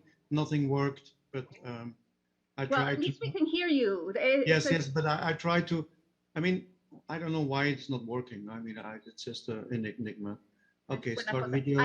What's happening? Yep, there I am. ¿Quién está? Ahí está. Yay. Estamos todos. Muy bien. Para empezar con las primero, muchísimas gracias para las presentaciones. Thank you very much for all of your great presentations, very informative. Y para empezar con las preguntas, aunque tenemos dos idiomas a la vez, vamos a ver si podemos manejar con un poco de ayuda de Magdalena también. Pero la primera pregunta, the first question that came in was, básicamente, ¿por qué no existe tanto esfuerzo a estudiar la danza que la música? ¿Tiene que ver con las fuentes disponibles que permitan reconstruir la danza? So this is asking, why doesn't there exist the same emphasis in studying dance as with music? Does this have to do with the sources available that allow for reconstructing dances? I wonder if anyone wants to answer. ¿Alguien quiere contestar? What's your opinion? Carlos, ¿qué tenemos? Yo voy a dar mi opinión sobre España. En España tenemos una tradición musical increíble, pero sin embargo no tenemos una tradición de danza tan espectacular. Tenemos grandes bailarines, grandes coreógrafos que tienen que emigrar, tienen que dejar nuestro país porque no tenemos una estructura que proteja la danza, que les dé trabajo. Sin embargo, musicalmente hay zonas como la zona de Valencia que tradicionalmente siempre han tenido bandas de música popular y local. La música siempre ha estado muy integrada en la vida social, pero la danza popular sí, Pero sin embargo llegó un momento en que se consideraba la danza folclórica como algo pasado, algo antiguo, muy diferente de lo que ha pasado en Inglaterra, por ejemplo, que se han conservado las country dances, se siguen bailando todavía, ¿no? Y es una tradición que se ha mantenido. En nuestro país hay mucha más tradición musical que dancística. Seguramente por eso tampoco tenemos tantos tratados de danza a los que recurrir en la antigüedad como otros Eso. países. Pero yo creo que ha sido más la falta de tradición. So according to Carlos, there's a less strong dance tradition than a music tradition in Spain, and so even today, every little village has its bands that play music that extend really back far in time. Yet the same isn't true as much of dances. Anybody else feel like? Well, I mean, that one? Catherine, go for it. Catherine first. Oh, okay, thank you. I think the simple answer is that dance doesn't have a tradition of reading a notation. So we don't have another language. Music has another language, the notes. If we're acting, we have our, the play is written. If we're a painter, we see the painting, but for dancers, we don't. So we never really developed that tradition of working with an older body of work. And it makes us focus more on now and on the future. And I think it's just that we didn't have a literature. I mean, we have notation, but we need to use it. Muy bien. Según Catherine, en la danza no tenemos una tradición de información textual sobre la danza en como lo tenemos para la música, y no tenemos el hábito de leer una danza, por ejemplo, y poder reconstruir la danza a través de esto.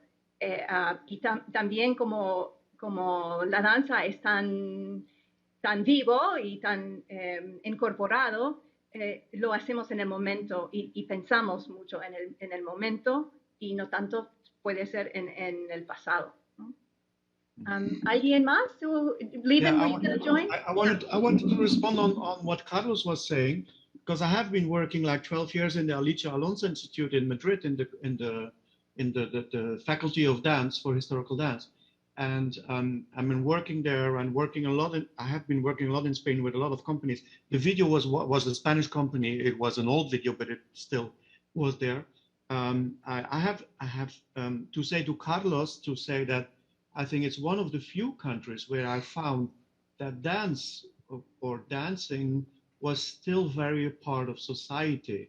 Maybe because you're in the middle of it, maybe you're a little bit maybe too close to it to see that what you have in Spain doesn't exist anymore in all other countries in Europe. You know, let's say you have all these choreography associations of choreography danzas with folklore dancing and there is, I mean, it's one of the countries I think that where dance is still really a part of the culture. I mean, but that's my impression, Carlos. I mean, you're too close to it to see the wonderful things are happening there, and I think you're maybe too close to see that dancing and singing and music is in Spain is so into the body and the DNA of your people, let's say. I mean, that's what I experienced. Yeah, okay, it's something that I think is very different from what I experienced in France and in Belgium and Netherlands, Denmark, Germany. I mean, even Italy. I mean, there's nothing.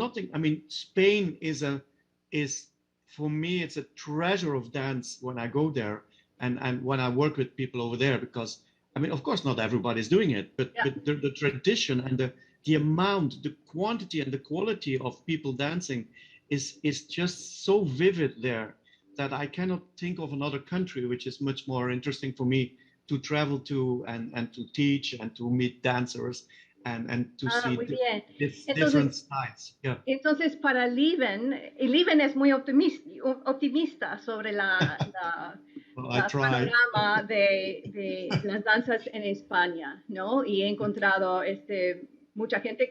muchos buenos bailarines y mucha gente que baila, ¿no? Carlos, ¿otra cosa?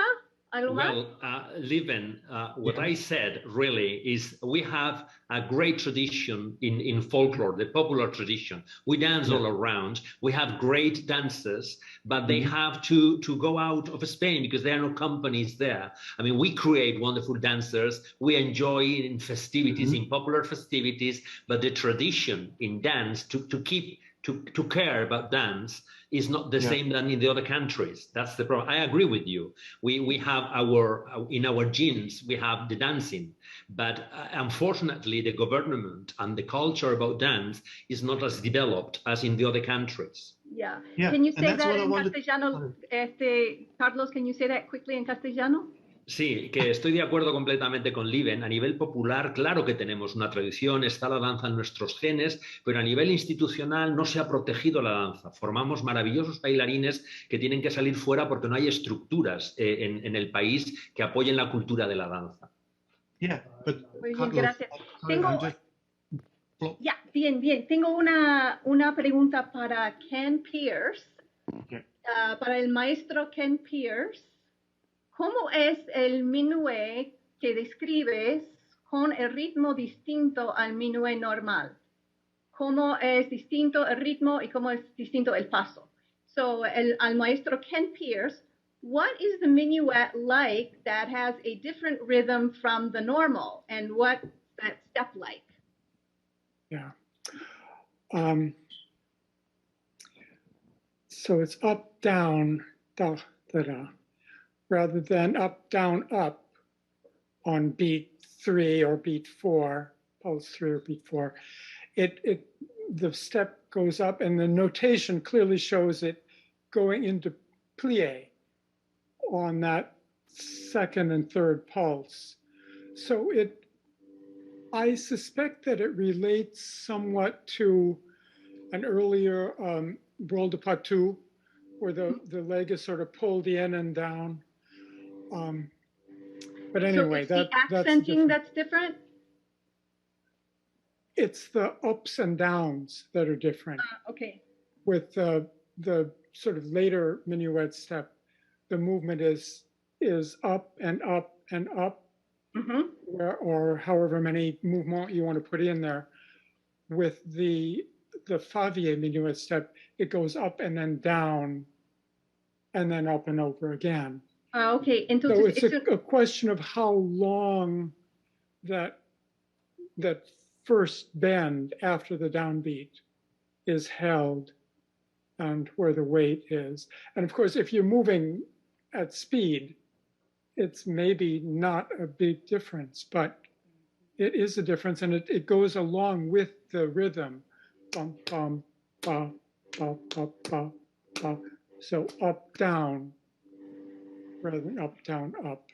Entonces es una cuestión de niveles y donde caen en el ritmo. Yeah. The same person says, I like the idea that this information informs about other pieces. Yeah. Right? That you were saying that it informed other, so si uno entiende una cosita sobre esta pieza, esto da mucha información sobre otras piezas, ¿no? Yes. Yes. Peggy, nos queda poco tiempo. We don't have much time left. But me gustaría nada más comentar lo que se habló ahorita acerca de la danza, de la situación de la danza en relación con la música y con otras artes, ¿no? Yo me sentí muy identificada realmente con lo que dijo Carlos, porque en Latinoamérica yo creo que pasa lo mismo que en España. Hay mucha tradición dancística, pero no hay apoyo suficiente y la música está mucho más desarrollada. Por ejemplo, te hablo específicamente de México, donde la música barroca, por ejemplo, está muy difundida. Hay escuelas, hay muchos muy buenos instrumentistas y cantantes, pero no hay escuelas que enseñan danza barroca y no hay grupos, ¿no? O sea, como que no hay no es parejo, no es pareja la situación. yo me sentí muy identificada realmente cuando, Carlos, cuando tú dijiste esto de que por qué en las obras se cuida tanto los instrumentos y el vestuario y a la hora de poner la danza se pone cualquier cosa, porque yo siento lo mismo aquí, ¿no? Eh, and you can help me translating that, Peggy, please? So the situation that Carlos outlined is something that Magdalena can relate to in Latin America, but especially in Mexico, right where she is, where there is a lot of development of music groups, Baroque music groups, early music groups, but Baroque dance or early dance is really not taught in any of the schools, including the universities, as part of a curriculum or anything. ¿Algo más, Magdalena? Was there anything more that... No. Nos quedan 10 minutos, entonces lo que quieran agregar. Yo tenía preguntas para todos, pero creo que ya no tenemos tiempo. Okay, Jill, I have a couple of other questions here. One was for la maestra Catherine Turosi. Me quedé fascinada con las máscaras. ¿Puede decir nuevamente en qué siglos y cuáles situaciones se las usaron los bailarines? So for la maestra Catherine Turosi, I was fascinated with the masks. Can you say again in which centuries and in which situations the dancers used them? I was mostly speaking about the French tradition where the dancers wore the mask in the 17th century through the 18th century and began to not use the mask as much once we get to Nauver's time, but they're still wearing it in the opera, the 1770s. And so we're talking, I mean, it doesn't just like drop overnight. Yeah, right. It's mostly, I mean, it was worn for the theater, it was worn when performing in the operas, in the ballets. It was different in Italy. Italy discarded the mask much sooner than the French did. And okay, so let me just do a little translation in here before I start forgetting something. So, ella está hablando de la tradición francesa y hablando del siglo XVI y XVII y al fin del 17 empezaron de dejar la máscara, pero dice que en Italia dejaron la máscara antes los bailarines. Okay, go ahead. And then I was going to say that I don't know exactly what the rules were with the theaters and the fair, probably similar. And then, of course, always there's the popular use of the mask for carnival, for masquerades, and that sort of thing. Yes. Y nos hace acordar del uso popular de la máscara para carnaval y para festivales, etcétera, también, que extiende mucho más, un tiempo mucho más largo. Otra cosa que tengo para Carlos. Bueno, pero todos pueden hablar de esto también. Carlos, ¿cuál es tu película favorita? O sea, hay una película, porque Carlos hablaba de las películas y las representaciones de danza en las películas y televisión. ¿Cuál de las películas puedes recomendar una película que tiene la danza histórica que es adecuada? So what I'm asking is, somebody asked, because Carlos had mentioned in his talk about movies, how historical dance is portrayed in movies. Sometimes it's not so great. Also film, and the person is asking, what's a favorite film where the historical dance is adequate? And maybe all of you have an idea.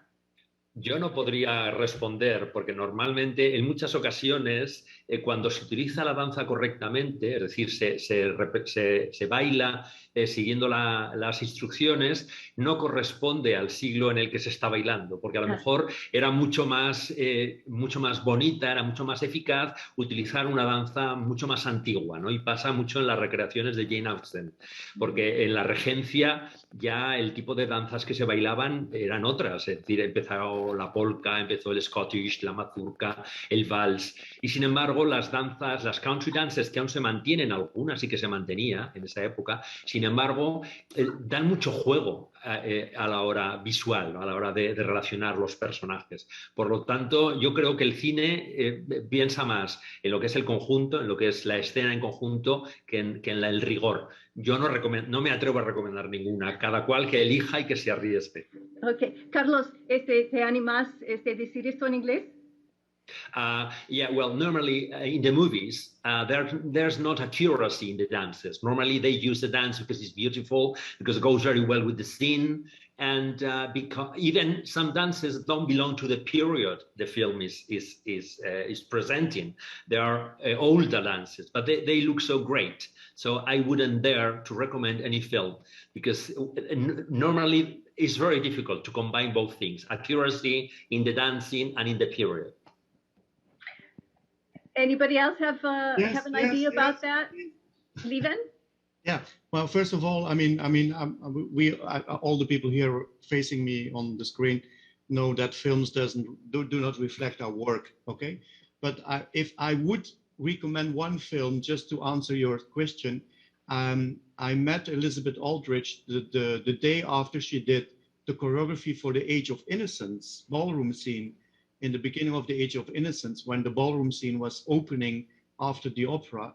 And I think this was one of the best scenes I have ever seen, because it was correct and it was beautiful. And then my second answer is, and it was on, I couldn't hear your presentation because this internet didn't work, whatever it's called, this first thing, the interface thing didn't work. But we always had very big discussions with Barbara Sparty about the fact that the Romeo and Juliet scene of Zeffirelli, of course, the music is Nino Rota who composed the music, and the dance is a little bit made up. But I think it's one of the best 15th century dance scenes I have seen in the film, you know, because it works with the story. Mm-hmm. So yeah, okay. I think also, Lieven, I think this is true. Es una cuestión de que va con el drama. Yeah. Y no es necesariamente la danza histórica. Yes, but the man who did Zeffirelli's choreography knew the style, and yeah, the style is not exaggerated. I mean, he had a feeling. He had I mean, even it's not a 15th century original dance, he really went into the essence of what is early dance in 15th century, for me, personally. Tengo otra pregunta, creo que tenemos tiempo para una más. Esto vino a través de una pregunta para Catherine Tarosi.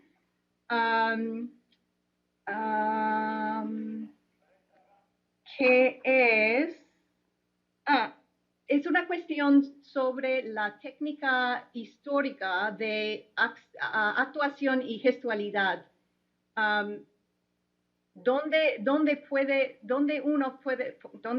estudiar la técnica histórica de acción y gestualidad, como describe Catherine Tarosi? Or where does one study historical acting technique that Catherine Tarosi demonstrated?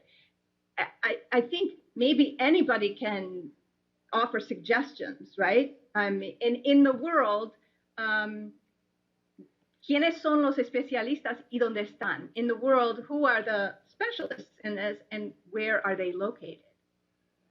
I don't really have a good answer for that. I mean, I do workshops, and you can come study with me. I think there are probably other people doing acting or dancing workshops, but I can't. Maybe other people can recommend someone that you've had experience with. I did want to say that Le Roi Danse with the choreography by Beatrice Masson is a very good example of period choreography in a film. Okay. So I just wanted to get that in. Yeah. Yeah. So, para volver a las películas, Le Roi Danse es una película que para Catherine se acerca a la danza histórica en una manera linda, ¿no?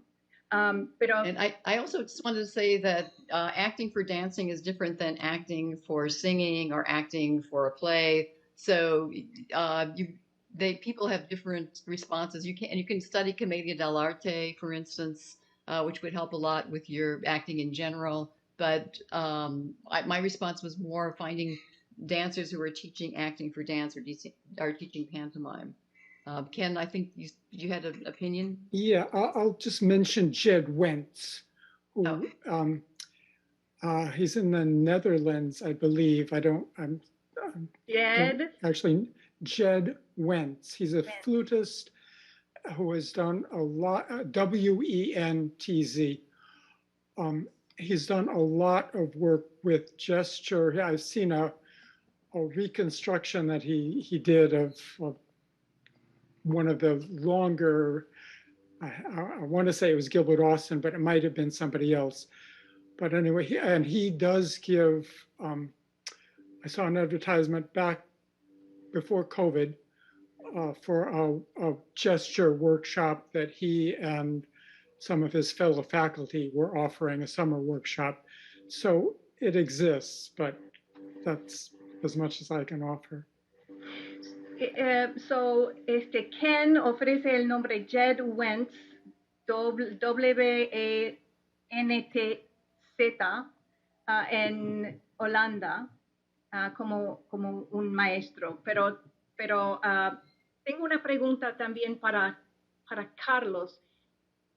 Catherine showed us this great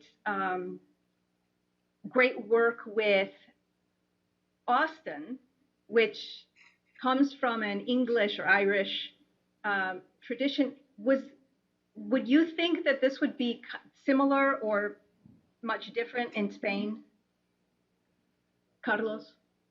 No, well, I don't think so. No, I don't think so. Lo siento, I just switch on into English. No lo creo. No creo que fuera muy diferente. No creo. Lo que sí que me ha gustado mucho, y no quiero que termine el tiempo sin decirlo, el trabajo de la máscara con Catherine es genial porque se pone la máscara y pones el foco en el cuerpo. Your work with the mask, Catherine, was superb because once you put the mask on, you have focus on the body. It's the whole body who gets the focus and not just the face, because the face is so attractive. Y otro sobre Lieven. La gallarda de Lieven ha sido increíble. Un poco lo que yo decía en mi exposición, tiene coherencia. Respeta los pasos, aunque es una coreografía, pero es muy creíble. Lieven, your galliard was superb. I said in my speech, coherence is very important when you choreograph. And the steps of your galliard was perfect, but then the choreography was very coherent. It was obviously for a show, but it's very believable. Yeah, it's also 20 years ago, but okay, I would do it differently today. But whatever. Okay, Peggy, everybody. Peggy, lamentablemente tenemos que cerrar nuestra sesión. Okay. Did somebody have something else? No, es Magdalena, que me llegó un mensaje que decía que había una pregunta de Elizabeth Le Guin que parece que no viste, pero no sé, ya no tenemos tiempo, ¿verdad? ¿Quieres hacer la pregunta rápida? No, es que yo no la tengo, parece que te debe haber llegado a ti. Por interfaz. Tengo. Bueno, lamentablemente tenemos que cerrar nuestra sesión. Primero, muchísimas gracias. No, Peggy, nos dice que tenemos 10 minutos. Tenemos 10 minutos más. Sí. They're extending our time. Okay. Okay. Magdalena, si tú consigues esta pregunta, muy bien.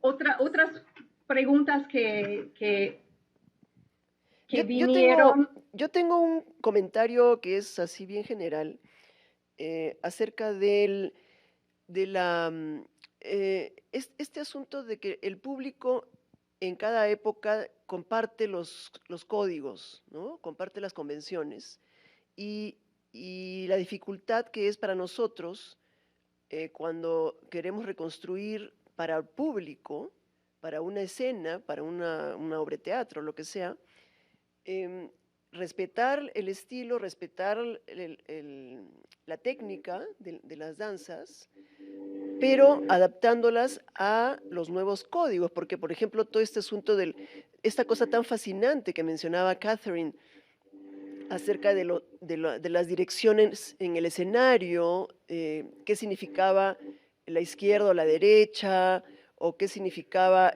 avanzar o retroceder, ese tipo de elementos y del lenguaje, digamos, ya no es compartido por el público actual. Entonces, ¿qué tanto en ese tipo de espacios, ¿no? de códigos, tenemos o no tenemos que modificar, ¿no? Es un comentario para todos. So go ahead and translate it, Magdalena. Okay, yeah, I was thinking about the codes, the audiences shared codes in every time, no? So some of the codes are not shared now today. So about what Catherine told us about, for example, about the meaning of moving to one place or the other, or going forward or backwards, maybe the audiences today will not share that type of language. So we can reconstruct being very estrictos, no? Strict with technique and the steps and the choreographies, but when we present this in a stage, in a nowadays stage, maybe we can modify some of these elements. Yeah, Catherine. Yeah, I would just like to say that the codes, or like the language, the secret code for the gestures or for how we use the space, all of this is part of the dance theory of the period. And I think when you understand that the dance theory is based on nature, it's based on communication. So just as I'm putting my hands here, I'm presenting what my idea is. If I could speak any language, it could be any time, any century, you would still understand that gesture. So if one studies the humanity of the codes and you're able to really incorporate that, if you understand the movement of the soul, if you understand what they were trying to do with the harmony of the spheres, if you understand why it was so important for them to have an art, to have an aesthetic that was then the basis of the aesthetic for all the arts, then I think that that's somehow still with us. Been with us, meaning Western civilization. I can't say that it translates to Eastern culture, but I think for the Western culture, it would still be readable. Mm-hmm. So para Catherine, estos códigos todavía están legibles porque están basados en la naturaleza y la humanidad. Entonces, si uno entiende estas cosas para usar estos gestos o hacer estas danzas, tal vez no es tan extranjero o extraño para la audiencia. Magdalena, is that okay? Yeah. Tengo otra pregunta aquí para Ken Pierce. ¿Sería posible una descripción breve del sistema de notación de Favier? Y hay un tratado que la explique. So this is al maestro Ken. Would it be possible to just give a brief description of the Favier notation system and how it works? And is there a treatise that explains it? Yes, and not much. would it be possible for me to share my screen? I don't think we can do that because we can't do it. Okay. Yeah. All right. So the key to the Favier notation system is in the encyclopédie, the article on choreography. De Diderot? Yeah, the Diderot encyclopédie. It's an interesting article. It describes the Beauchamp-Feuillet system and gives examples of that. And then it says, the author, Goussier, says, you know, a manuscript has come into my hands describing this system. And since it's probably not going to see the light of day otherwise, here's what it says. And he goes in and describes the Favier system. It's interesting also because, as you might expect, the theory of the system goes beyond what we actually find in the extant notations. Do you want to stop and translate? So, Ken dice que la descripción o la explicación de este sistema viene de del enciclopédie de Diderot, and en esto no solamente describe lo que está pasando con la notación, pero da un poco más de la teoría, los antecedentes del sistema de la notación. Yeah. Yeah.